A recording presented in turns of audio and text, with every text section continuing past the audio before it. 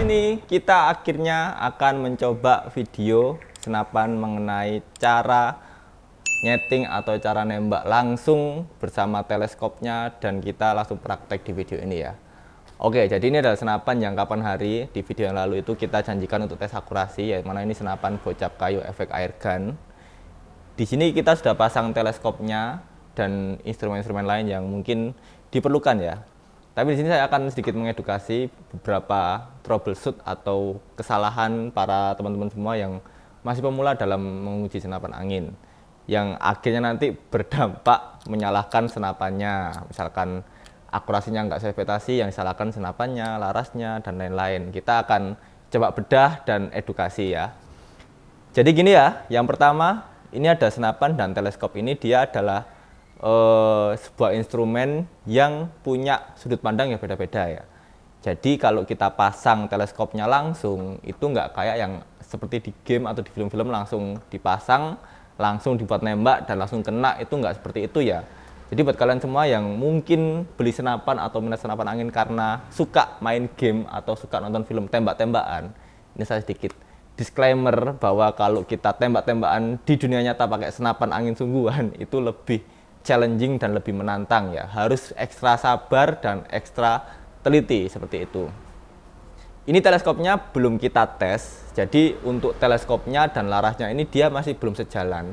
Dan kita sebagai user fungsinya adalah untuk menyelaraskan atau mengkalibrasi supaya teleskopnya bisa sesuai dengan peluru yang jatuh di sasaran ya. Karena memang teleskop itu dia punya dua fungsi. Teleskop ini fungsinya untuk mengobservasi dan memprediksi ya. Jadi di sini kita mengobservasi jatuhnya di mana dan kita selaraskan, kita sinkronkan, istilahnya kita zero yaitu istilahnya, untuk selanjutnya kita bisa memprediksi di mana kenanya ya di sasaran itu untuk mimis atau pelurunya. Nah, ini belum kita tes, dan nanti supaya teman-teman bisa melihat hasil pandangan saya di teleskop ini, kita akan memasang moncam beserta handphone untuk memantau kondisi yang ada di sana ya. Jadi kita nggak cuma ngomong doang, kita tunjukkan hasil prakteknya seperti itu ya. Kita pasang dulu. Nah ya, ini bisa kalian lihat untuk sekilas preview mengenai apa yang ada di depan saya ini. Nah, ini kita pakai jarak yang, karena ini pertama kali jadi ini simple dulu, kita pakai jarak yang dekat yaitu sekitar 20 meteran. Ini duduk saya nggak nyaman.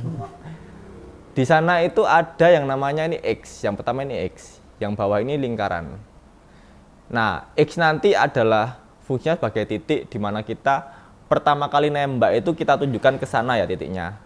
Tujuannya untuk apa? Tujuannya untuk nanti kita bisa tahu berapa perbedaan antara titik yang ada di teleskop dan yang sebenarnya jatuh di sana ya. Jadi nanti kita observasi di sana, lalu kita selaraskan pakai turret yang ada di teleskop ini.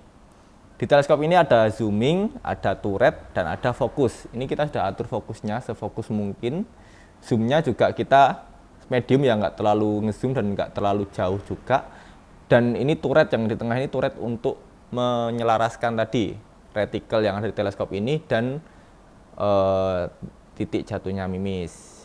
Di teleskop ini juga kita lihat nggak polosan ya, ini ada garis lurus dan garis horizontal vertikal, ini juga ada artinya.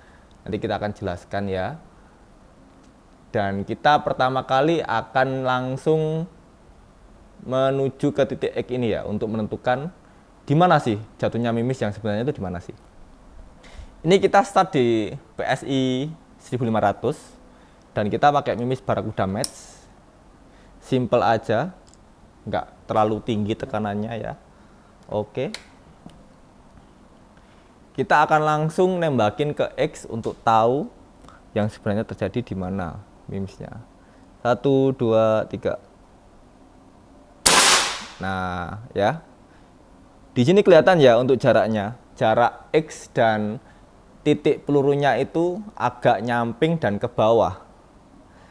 Lalu next kita ngapain, Bang? Next kita stay ya. Jadi kita tahan di titik X. Lalu kita putar turretnya sampai dia geser ya. Sampai dia geser ke titik yang berlubang tadi. Nah, kita putar, klik per klik. Nah, sudah segaris sama yang vertikal, lalu kita turunkan. Oke. Nah, ini sudah pas di tengah. Jadi kita tadi sudah barusan mensinkronkan retikel teleskop yang belum disetting ke apa yang kita tembakkan tadi. Nah, apakah kita perlu mengujinya lagi? Boleh, kita coba mengujinya lagi sekali lagi ya. Barangkali tadi masih kurang pas, kita coba lagi dipersempit ya. Terus 1, 2, 3, bentar. Nah ya, jadi jadi ini untuk lubangnya sudah nyentuh huruf X-nya, yang artinya kita semakin dekat ke titik yang sebenarnya. Ini kita geser dikit aja, klik, satu klik ke samping dan satu klik. Nah, oke. Nah, ini juga mulai susah ya. Oke. Jadi kita sudah punya toleransi yang cukup mendekati ya. Memang kita nggak bisa 100% karena memang kita nggak bisa sempurna ya. Kesempurnaan hanya milik yang ada di atas. Jadi yang penting ini kita sudah mendekati, dan next kita akan langsung proses pengujian senapannya. Nah, jadi gini ya teman-teman ya. Senapan angin kan pakai tekanan angin. Kalau semakin turun tekanannya, otomatis mimisnya itu jatuhnya semakin turun. Nah, inilah fungsinya garis yang vertikal ini. Dia di bawah cross itu yang ini ya, yang plus itu cross. Di bawahnya ada titik dan ada garis. Itu untuk membaca titik jatuhnya mimis berikutnya, untuk prediksi ya. Kalau dirasa tadi 1500 dan sekarang sudah tinggal 1000, pasti ada penurunan. Nah, kita bacanya dari situ. Kita bisa amati polanya, turun berapa dot atau berapa garis. Nanti kita terapkan di tembakan yang berikutnya. Nah, ini kita langsung aja masuk ke sesi pengujian senapannya. Biasanya senapan itu ada yang kalau kita masukin mimis, ada yang lancar dan ada yang enggak. Kalau kita ngerasa enggak lancar, itu terkadang mimis yang masuk ke dalam laras itu dia agak sedikit tergores. Itu akan berpengaruh kepada akurasi ya, yang nanti akurasinya akan menjadi lebih lebar dan terkesan enggak akurat. Jadi kalau misalkan kalian menjumpai senapan seperti itu, harap berhati-hati dalam masukin mimis supaya nanti tetap akurat senapannya ya. Untuk senapan ini kita coba tadi, alhamdulillah nggak nyendat ya, dia cukup lancar. Di sini belum saya kokang. Jadi cukup aman. Ada juga kasus di mana tadi juga saya mengalami ya. Kita sudah puter turretnya tapi mentok tetap nggak ketemu ke titik yang kita mau. Nah, itu biasanya di bagian mountingnya itu ada yang miring. Jadi silakan dibongkar lagi mountingnya, lalu nanti diluruskan sepresisi mungkin. Nanti dicoba. Kalau kita coba beberapa kali tetap nggak ketemu turretnya, itu berarti ada kerusakan di bagian turret dan harus diservis ya. Seperti itu. Oke. Nah, kita akan langsung ke bagian bawah ini, ada 3 lingkaran ya. Kita mulai yang samping dulu. Lingkaran dan tengahnya ada titiknya. Nah, kita akan menembak ya, di teleskop ini kita arahkan ke titik yang ada di tengah lingkaran tadi ya. Lingkaran tadi fungsinya untuk mengukur seberapa lebar akurasinya ya. Misalkan sempit berarti dia bagus, kalau semakin lebar berarti ada yang perlu disetting ulang. Kita coba lingkaran yang paling, kalau di sini paling kanan ya karena ini mirror, tapi ini saya nembaknya yang paling kiri. 1, 2, 3. Nah ya, dia miring ke kanan ya. Jadi tadi kayaknya saya salah muter turretnya, tapi nggak apa. Kita tembakan kedua tanpa di setting turretnya. Apakah masih miring? 1, 2, 3. Oke, turun ya. Tembakan ketiga.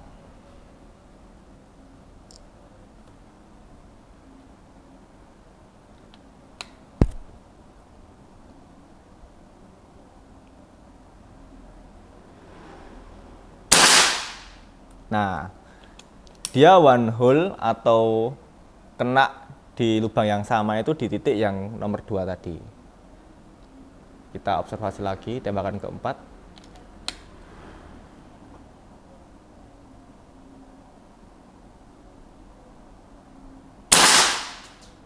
Oke.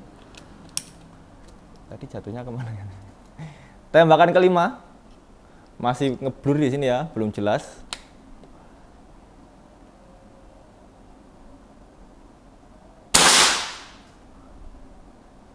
Nah, tembakan keenam, bonus satu tembakan lagi untuk memastikan.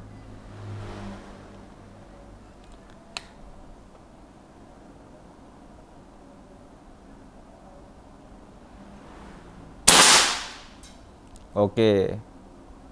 Nah, jadi di sini kita amati ya.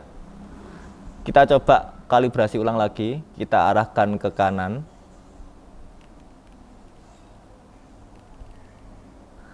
Nah, di sini dia punya lebar akurasi selebar 1 dot.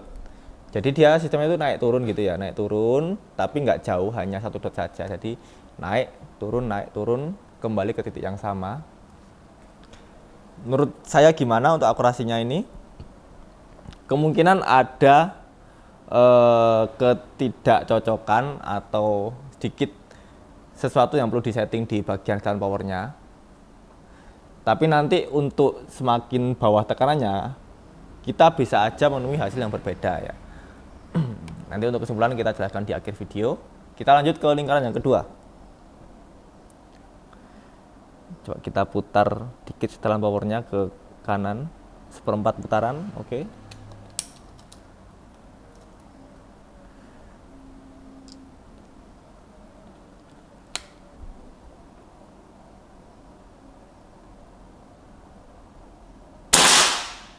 Nah, ya. Ini bisa dilihat dia mendekati titik yang tengah. Jadi ini sudah lebih akurat untuk settingan teleskopnya daripada yang tadi.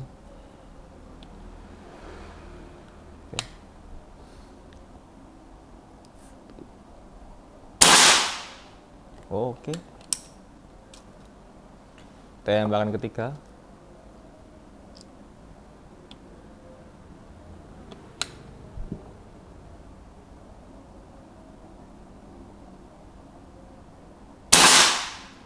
Oke. Dia one hole di titik kedua. Tembakan keempat.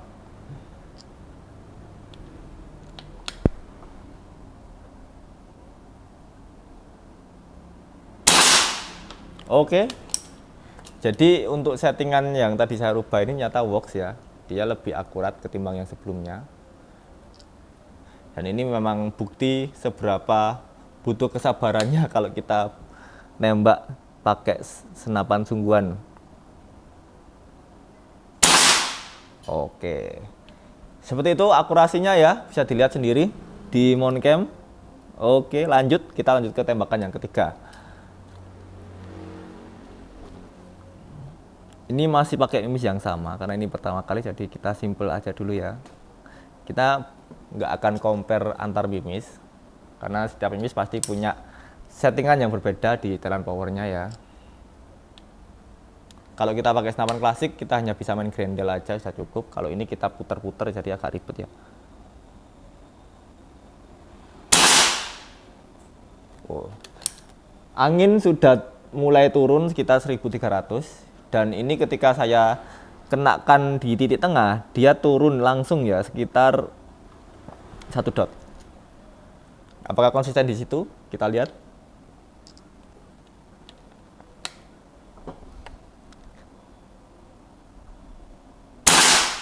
Ya, tetap turun tapi cukup konsisten.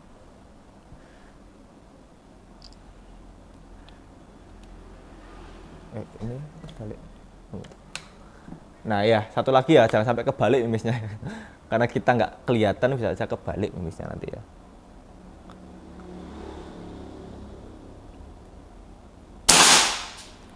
Oke.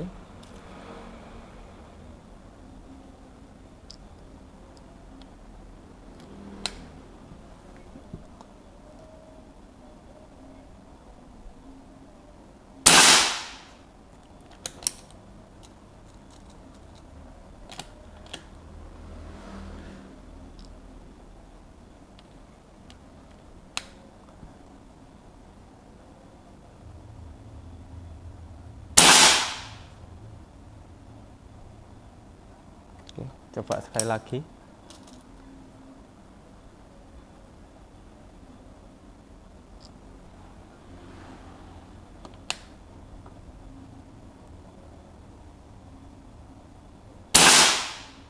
Oke ya. Ternyata untuk hasil yang mayoritasnya itu dia nggak terlalu turun jauh ya. Dia turunnya ini sekitar satu garis, yang mana itu setengah dot, dan yang satu dot tadi mungkin adalah tembakan yang fail. Jadi kalau kita tes akurasi itu ada namanya tembakan fail. Tembakan fail itu apa? Tembakan fail itu adalah ketika kita nyoba 5 kali tembakan atau 10 kali tembakan, itu pasti ada satu tembakan yang nyasar. Itu sudah sangat umum terjadi dan bisa dimaklumi. Karena penyebabnya itu cukup bervariasi ya. Bisa jadi dalam sekali mimis ini, ada beberapa mimis yang memang dari sananya itu kurang sempurna. Atau memang karena kita simpannya itu atau kita bawanya itu dia terlalu kocak. Jadi kayak gini, dia cocok-cocok gini udah nggak bagus ya itu ya. Bisa aja itu mimis yang memang lagi apes-apesnya yang membuat tembakannya itu fail. Jadi itulah hal yang cukup wajar, dan ini juga bisa jadi edukasi buat kalian semua ya. Nah, kalau misalkan dari 10 tembakan itu semuanya nyasar ya, nyasar itu lebih dari 1 koin, jauh banget, itu kita bisa cari masalah pada larasnya atau pada chambernya, barangkali ada kebocoran angin atau pada part-part lain yang mungkin bisa menyebabkan itu terjadi. Banyak ya, banyak sekali ya teman-teman ya. Kita kadang di bagian sini ada hasilnya. Kalau kita tembakan keluar angin itu dia bisa membuat anginnya kacau. Jadi memang untuk tembakan ini dia banyak sekali faktor yang berperan, dan satu kesalahan atau satu kerusakan bisa berdampak pada akurasi ya. Untuk senapan ini tadi secara kita ambil kesimpulan akurasinya nggak ada masalah.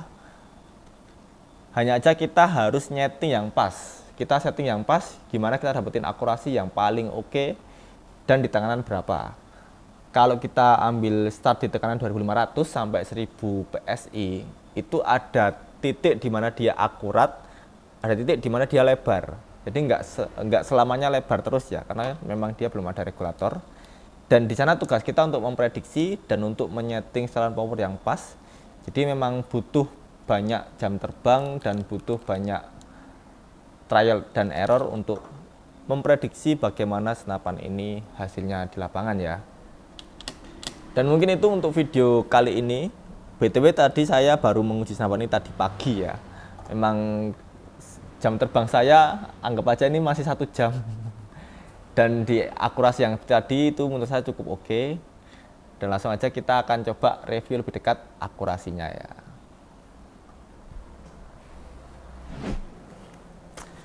Jadi ini untuk kertasnya tadi sudah saya ambil di depan sana ya.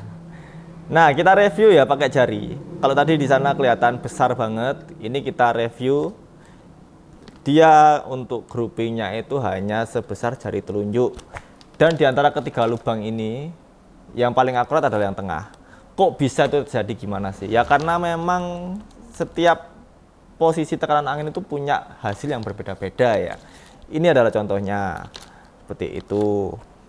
Dan memang kita harus sangat butuh kesabaran tinggi dan ketelitian tinggi untuk menyeting supaya dapat akurasi yang pas. Tadi saya memang akui untuk nyetingnya mungkin kurang pas ya, karena tadi pas off cam saya sempat coba ini pas off cam itu dia nitik hanya 2 tembakan nitik, tapi kalau banyak tembakan itu lebar. Dan kadang itu kita juga saya juga pernah ada yang ngasih saran kalau misalkan nembak senapan itu kasih jarak, tembakan 1 sama 2 itu kasih jarak supaya per yang ada di dalamnya, suhu tabungnya dan lain itu bisa normal kembali. Mungkin itu benar, karena memang saya sendiri sempat banyak mengalami, terutama senapan-senapan yang punya tabung kecil ya kan, dia kan lebih suhunya lebih naik turun lebih drastis. Itu kalau kita tembak tanpa ngerekam, artinya kita tembak biasa, itu dia bagus akurasinya. Tapi kalau kita rekam, itu terkadang nggak sesuai yang tadi. Saya juga heran, kok bisa ya? Apakah senapannya ini malu-malu mungkin direkam? Mungkin hal ilmiah yang bisa jelasin ya tadi ya. Kalau kita nembak, kita harus kasih jarak. Seperti nembak berburu temenan itu, berburu sungguhan itu kan juga kita nggak nembak dor gitu kan. Kadang sejam itu mungkin nembak sekali aja itu mungkin. Nah mungkin itu beda ya kayak apa yang ada kita praktekkan di sini. Dan juga ukuran setelunjuk ini juga bisa kena ke burung yang kecil. Jadi memang ini walaupun kelihatannya hampir memenuhi lingkaran, setengah lingkaran, seperempat lingkaran, tapi ini masih kecil banget dan ini pasti kena kalau burung-burung kayak burung kecil, burung emprit itu ya, dan burung-burung yang lain. Oke, jadi sekian untuk video kali ini. Semoga video bermanfaat. Karena ini video pertama kali ya, simple dulu ya. Nanti next kita akan coba video yang lebih complicated dan kita akan coba persiapan lebih matang ya. Terutama di outdoor akan lebih challenging karena di outdoor kita akan bertarung dengan angin dan nanti bisa giring kanan gitu pelurunya. Itu lebih seru nanti ya. Kita memprediksi tekanan angin kayak BMKG. Oke, sekian dari saya. Saya Sanggar, jumpa dan salam ultras. Have a nice day. Yo, bye-bye.